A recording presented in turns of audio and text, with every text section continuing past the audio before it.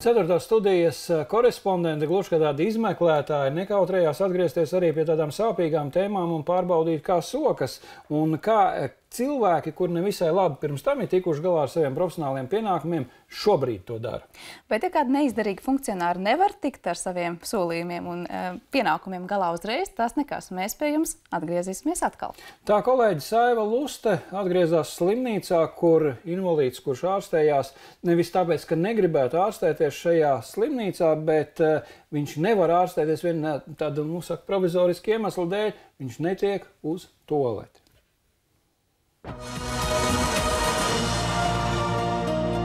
Pirms nepilna gada mēs stāstījām par cilvēku ar īpašām vajadzībām Aigaru. Viņš ārstējās Paula Stradiņa Kliniskajā universitātes slimnīcā 20. nodaļā. Šis vīrietis ārstēšanos pārtrauca, jo nebija pieejama tualete. Personāls arī, kā saka, viņš redz to manu izmisumu, ko man darīt. Ja? Viņš saka, labi, Aigar, kaut ko darīsim tepat gultā, un pēc tam mēs savāksim. Ja? Es pat īsti neatceros, kā es to murgu toreiz izdzīvoju. Toreiz slimnīcas attīstības biroja vadītājs veltīja cilvēkiem ratiņkrēslos šādus skarbus vārdus. Lai veiktu šādu tomēr nozīmīgu rekonstrukcijas darbu, mums šī nodaļa ir jāslēdz. Mēs laupām ārstēšanas iespēju cilvēkiem, kuriem tas ir vitāli nepieciešams. Pacienti ar kustību traucējumiem, kuri acīm redzot neietilpst kategorijā vitāli vajadzīga ārstēšana, bija šokēti par nesaudzīgiem izteikumiem.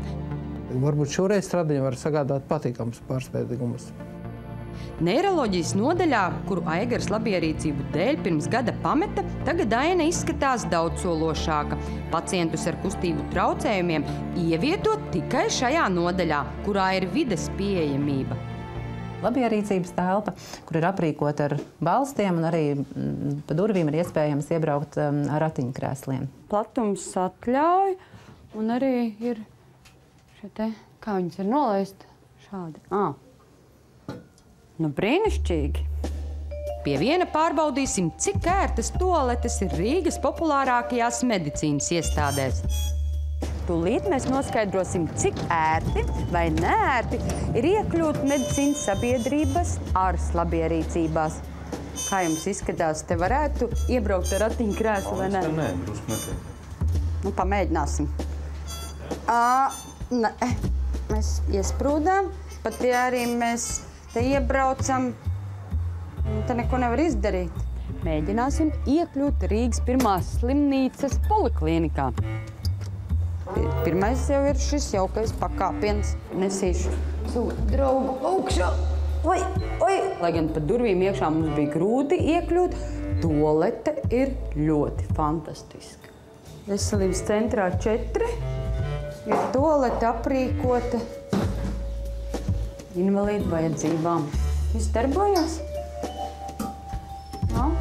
Pēc veiktā eksperimenta varam secināt, ka par cilvēkiem ar īpašām vajadzībām medicīnas iestādēs sāk domāt. Diemžēl pie pāris niansēm vēl ir jāpiestrādā.